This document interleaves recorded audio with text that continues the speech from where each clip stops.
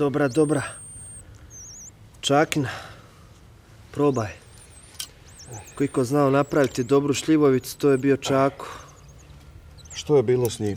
Naletio na moj metak. Nego, prijatelju, to što sam ti pobio obitelj i zapalio kuću, nemoj to shvatiti tako osobno. Znaš kako je, rat je. Rat je. Prokleti rat.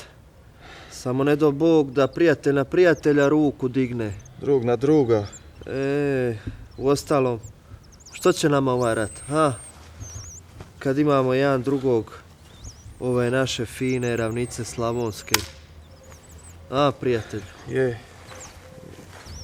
Opet vas dvojica, ma koliko vam puta moram reći, opet jutros niste lijekove popili, ajde diši se, ajde. Ne, sad. Obojica i ti u sobu. Piši mi, druže, piši mi. Ma što će ti pisati, u istoj ste sobi? I Ivan Rosso u novom filmu Antuna Bauera Nebo iznad Frankfurta. Dragi gledatelji, ja sam Ivan Rosso i ovaj film je rađen isključivo zbog vas. Ako ste upola uživali gledajući ovaj film kao što sam ja radeći ga, to znači da sam ja uživao 2 puta više nego vi. Čak 4 solidna hrvatska glumca i 7 izvrsnih statista. Nebo iznad Frankfurta.